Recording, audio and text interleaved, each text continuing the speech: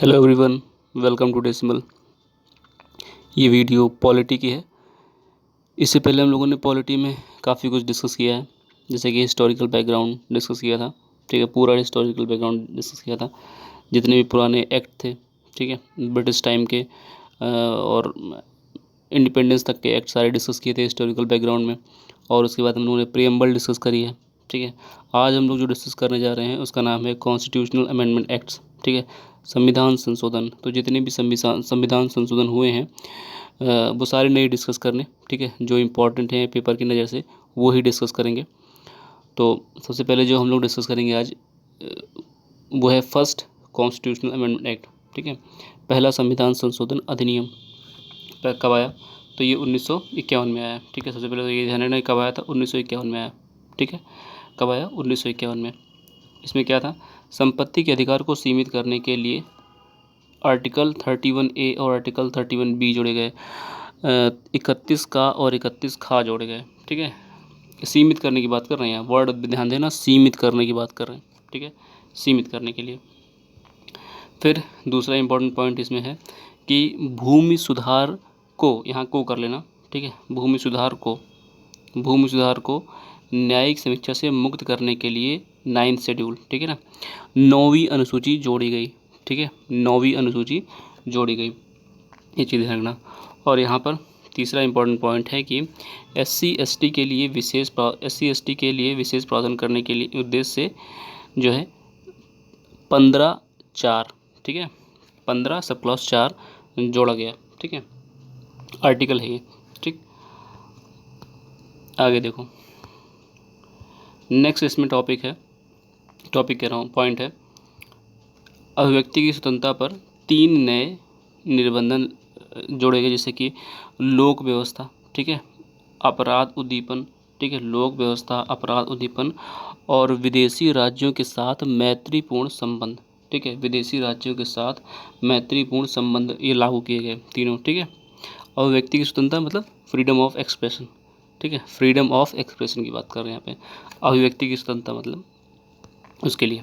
ठीक है, तो पहले जो फर्स्ट कॉन्स्टिट्यूशनल अमेंडमेंट है उसमें क्या ध्यान रखेंगे कि जो संपत्ति के अधिकार को सीमित करने की बात करी गई थी, आर्टिकल 31A और आर्टिकल 31B जोड़े गए।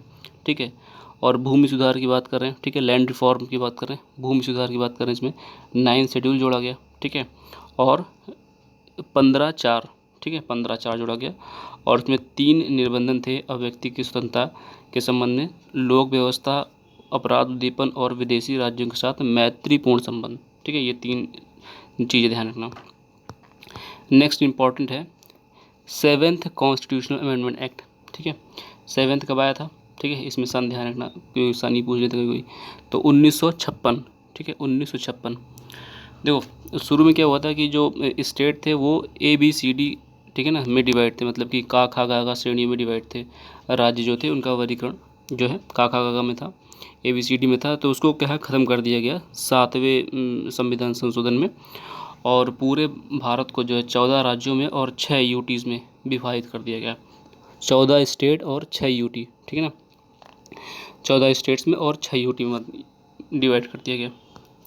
और दूसरा काम क्या किया गया? दूसरा काम ये किया गया कि 2 या 2 से अधिक राज्यों के बीच सामूहिक न्यायालय, जैसे मान लो 2 स्टेट हैं, ठीक है ना, जैसे कि कोई 2 स्टेट हैं, उन दोनों के लिए एक ही हाई कोर्ट होगा। ठीक है, एक ही हाई कोर्ट होगा। वो दोनों स्टेट अपनी जो है अपील जो है एक ही हाई कोर्ट में दायर कर सकते हैं। ये चीज़ करी गई थी 7th कॉन्स्टिट्यूशनल अमेंडमेंट में। ठीक है, अब है 16वां, ठीक है, 16th। ये कब आया था? 1963 में। ठीक है, 1963 में। इसमें 3-4 चीज़ें हैं, ध्यान रखना। ठीक है, जैसे कि पहली है भाषण व अभिव्यक्ति की स्वतंत्रता, दूसरा है शांतिपूर्ण सम्मेलन करने का अधिकार, तीसरा है संगठन या संघ बनाने का अधिकार, और चौथा है भारत की एकता व अखंडता के हित में युक्त निर्बंधन। ठीक है, युक्त निर्बंधन किसकी बात की थी? इन चारों के बारे में, भाषण और अभिव्यक्ति की स्वतंत्रता, ठीक है, और शांतिपूर्ण सम्मेलन करने का अधिकार, ठीक है, और संगठन या संघ बनाने का अधिकार, और भारत की एकता व अखंडता के हित में युक्त निबंधन की बात जो है 16वें संविधान संशोधन अधिनियम 1963 में की गई थी। ठीक है, ये चीज़ ध्यान रखना। अगला इम्पॉर्टेंट है 24th। ठीक है, 24th कॉन्स्टिट्यूशनल अमेंडमेंट एक्ट कब आया था? 1971 में। ठीक है, 1971 में आया था। ठीक, ये ध्यान रखना। सन ध्यान रखना कि कभी कभी सन ही पूछ लेते हैं। ठीक है, अभी जो एग्ज़ाम था यूपीएससी वाला उसमें पूछा था, तो उसमें सन भी दिए थे साथ में। अगर सन गलत कर देंगे, अगर मैचिंग वाले में क्या करते हैं कभी कभी इसे इधर दे देंगे, इस तरफ दे देंगे तुम्हें सारे अमेंडमेंट, और इधर दे देंगे सन। ठीक है ना, तो उसको मैच कराना होगा, ये चीज़ ध्यान रखना। तो इसमें इम्पॉर्टेंट जो है आर्टिकल 368। ठीक है, आर्टिकल 368 के अंतर्गत पारित कोई भी विधि, ठीक है, कोई भी विधि आर्टिकल 13 सब क्लॉज 2 में प्रयुक्त विधि शब्द में सम्मिलित नहीं मानी जाएगी। ठीक है, कुल मिलाकर के ये कहा गया कि आर्टिकल 368 के अंतर्गत पारित कोई भी विधि, ठीक है, कोई भी लॉ अगर पारित होता है तो आर्टिकल 13(2) में प्रयुक्त विधि शब्द में सम्मिलित नहीं मानी जाएगी। मतलब कुल मिलाकर के आर्टिकल 368 में जो कुछ भी विधि होगी उसको आर्टिकल 13(2) में जो विधि शब्द है उससे अलग माना जाएगा। ठीक है, ये कहने का मतलब है। आर्टिकल 368(2) में संशोधन करके स्पष्ट कर दिया गया कि राष्ट्रपति आर्टिकल 368 के तहत पारित किए गए कॉन्स्टिट्यूशनल अमेंडमेंट बिल, ठीक है, ये बिल की बात कर रहे हैं यहाँ पे, CAB कैब लिखा है, कॉन्स्टिट्यूशनल अमेंडमेंट बिल पर अनुमति देने के लिए बाध्य है। ठीक है ना, तो आर्टिकल 368 सब क्लॉज 2 में संशोधन करके ये स्पष्ट कर दिया गया, मतलब ये जो आर्टिकल था इसको अमेंड किया गया और ये स्पष्ट कर दिया गया कि आर्टिकल 359 के तहत पारित किए गए किसी भी बिल में, ठीक है ना, अनुमति देने के लिए बाध्य है। ठीक है ना, अनुमति देने के लिए बाध्य है, ये चीज़ ध्यान रखना। फिर है अगला 25th कॉन्स्टिट्यूशनल अमेंडमेंट एक्ट, ये भी 1971 में ही आया था। ठीक है, 24 और 25, 24वां और 25वां जो है 1971 में ही आया था। इसमें क्या था? इसमें संविधान के अनुच्छेद 31 जोड़कर यह प्रावधान किया गया कि यदि अनुच्छेद 39 खा और 39 गा में वर्णित नीति निर्देशक तत्व, जिसको DPSP कहा जाता है, को साकार करने के लिए कोई कानून बनता है तो कानून को इस आधार पर अवैध नहीं ठहराया जाएगा कि वह मूल अधिकारों से संबंधित अनुच्छेद 14, 19 और 31 का उल्लंघन करता है।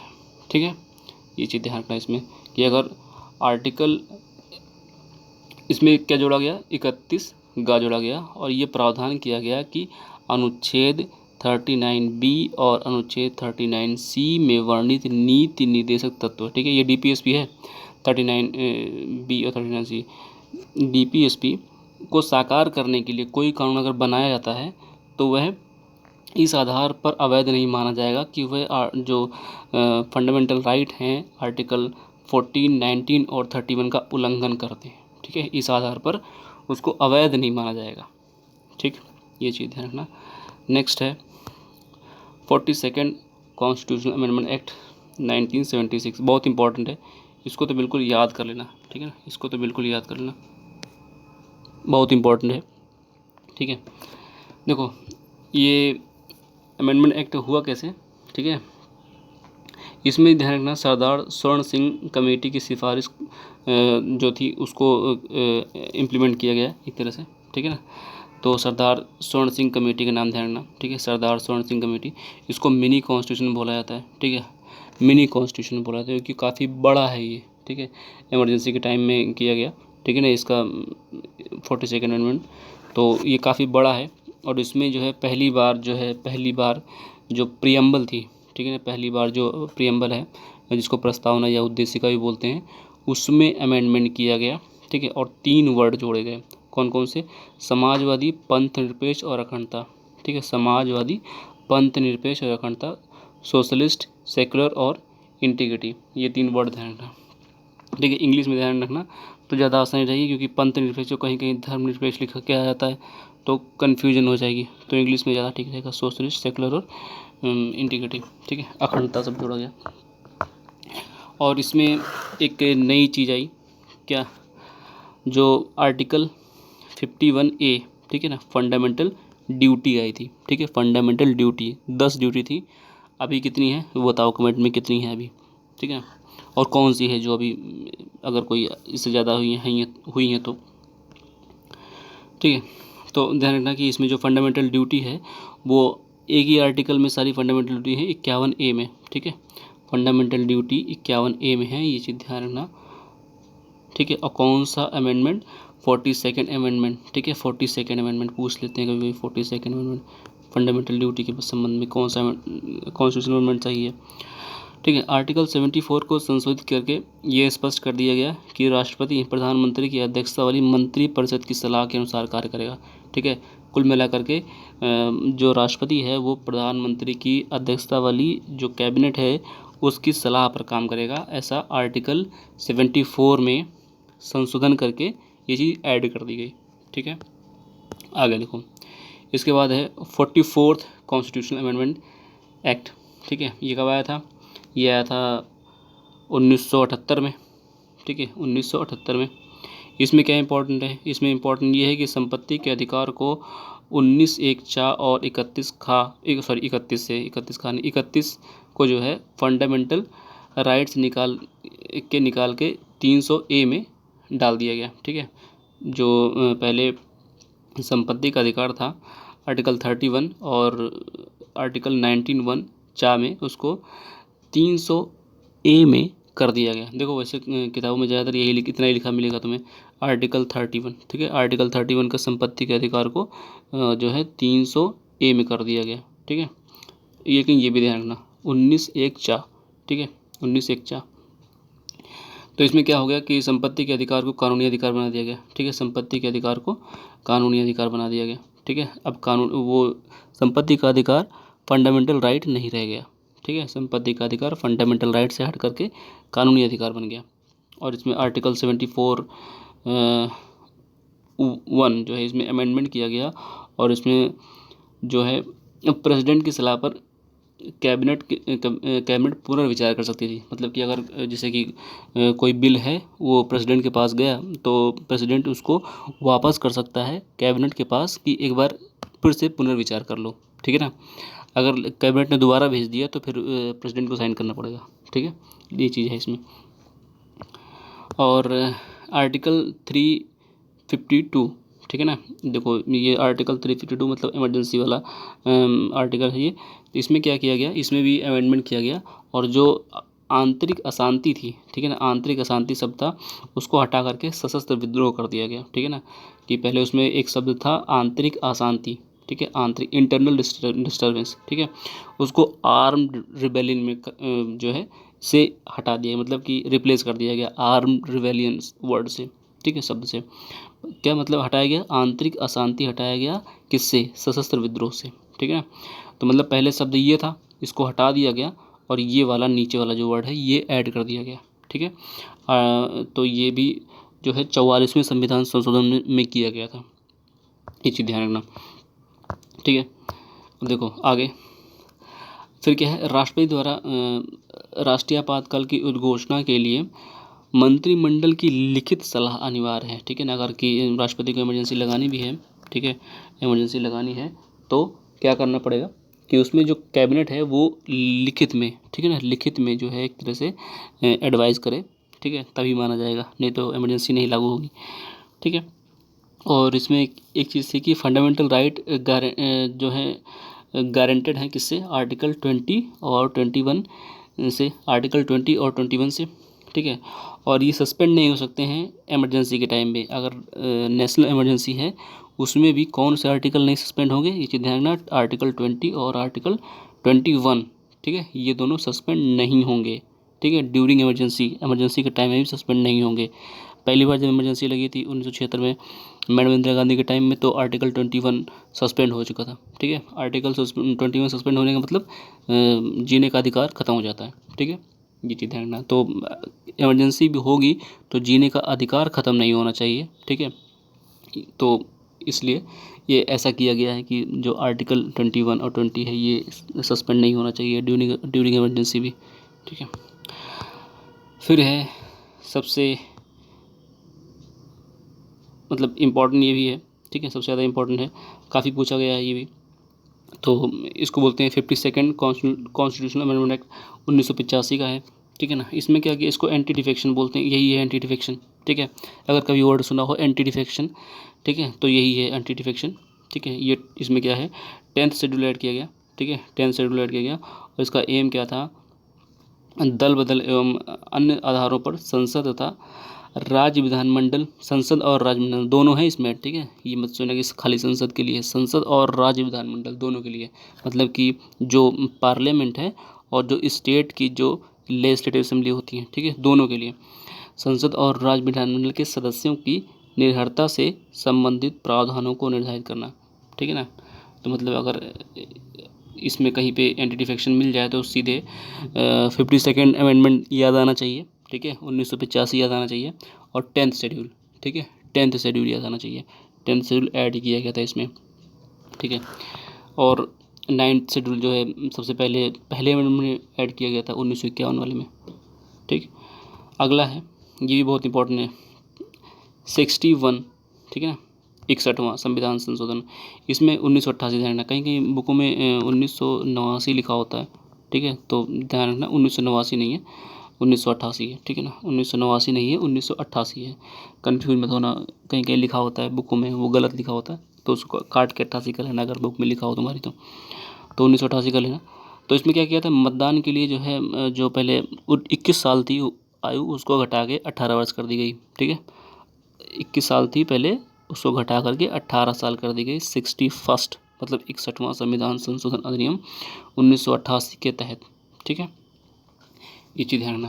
तो इसमें सबसे ज़्यादा इंपॉर्टेंट जो है ये है 52nd है, 51 है, 61 है। 61 तो यही पूछते हैं बार बार कि उम्र किस में घटाई गई, तो उसमें 4 दे देंगे कॉन्स्टिट्यूशन अमेंडमेंट लाइन से, उसमें जिसमें ये होगा तो इसी पे टिक करना, ठीक है। एंटी डिफेक्शन के बारे में पूछेंगे, ठीक है, तो 52nd ध्यान रखना, और ठीक है अगर 10th शेड्यूल पूछेंगे 10th शेड्यूल कब आया, तो 52nd कॉन्स्टिट्यूशन अमेंडमेंट ध्यान रखना, ठीक है।